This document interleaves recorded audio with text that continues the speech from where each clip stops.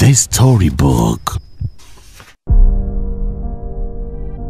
Leo simulizi naianzia mbali sana. Naianzia zamani, mwanzo kabisa wa dunia. Mwanzo alipoumbwa Adam na Hawa, ama Adam na Eva. Adam na Eva, ama Adam na Hawa. Inaaminika hadithi ya kuwahusu Hawa, binadamu wa kwanza, ndiyo hadithi maarufu zaidi ambayo kila mtu duniani anaifahamu. Na watu wanadhani na kuamini kuwa eti wanajua kila kitu kuhusu Adam na Hawa.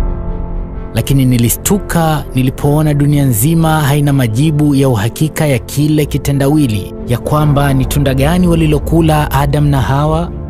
Hapa nikaanza kuwa na uchu wa udadisi na kuchokonoa mambo. Nikaamini labda kuna mengine ambayo watu hawayajui kuhusu Adam na Hawa. Na kweli nilipoamua kujikita kwenye maandiko na machapisho yanayowahusu Adam na Hawa, nikagundua mambo mengi mazito na ya siri ambayo wengi kama si wote hamyajui. Baadhi ya Wayahudi wanaamini kuwa hayo mambo ya siri yaliandikwa kwenye maandiko ya vitabu vya dini vya kale, lakini baadaye mambo hayo yakafutwa pale vitabu vya dini vilipokuwa vikitafsiriwa kwenye lugha zingine. Mojawapo nikakutana na kisa cha mwanamke aitwaye Lilith. Imeandikwa huko vitabuni na kwenye machapisho mbalimbali ya wanahistoria wa dini kuwa Lilith ndiye aliyekuwa mwanamke wa kwanza wa Adam na si Eva mnayemjua nyinyi. Lakini Lilith baadaye alilaaniwa na Mungu, kisha ndio akaumbwa Eva. Injili inatumika kuthibitisha kisa hiki, kisa cha mwanamke Lilith anayetajwa kuwa mwanamke wa kwanza wa Adamu kabla ya Eva.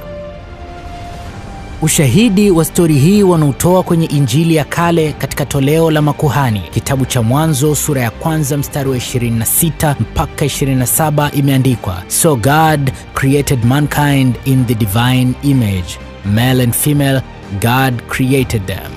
Yaani Mungu aliwaumba binadamu katika umbile takatifu, aliwaumba kwa mfano wake, akawaumba mwanaume na mwanamke.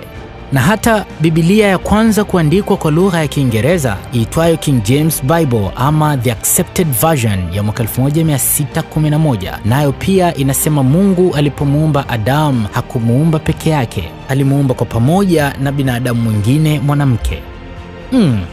Waliosimulia kisa hiki sikutaka kuona ni wapumbavu tu, labda majuha waliojitungia tu uvumi wa uongo. Nikajiuliza, haya wanayoyasema baadhi ya Wayahudi wameyatoa. Simulizi hii yatakustua, lakini tega sikio kwa umakini na usikilize kila hoja isemwayo na ushahidi unaotolewa juu yake. Je, umewahi kulisikia jina Lilith?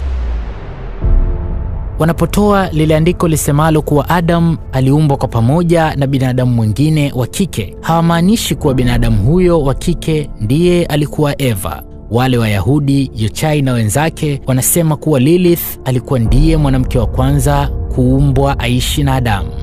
Hivyo Eva hakuwa mwanamke wa kwanza kwa Adamu, bali Eva aliumbwa baadaye, baada ya kuwa Lilith amezingua kiasi akalaaniwa na Mungu. Sasa hebu kaa vizuri na usikilize kwa makini. Kuna idadi kubwa ya Wayahudi wanaoamini kuwa mwanamke wa kwanza kabisa wa Adam alikuwa akiitwa Lilith, na wanaamini vitabu vya dini vya kale kama vile Taurati vinatoa ushahidi wa hili jambo. Ila ilipofanywa machapisho mapya ya vitabu vya dini, ndio jina Lilith likafichwa.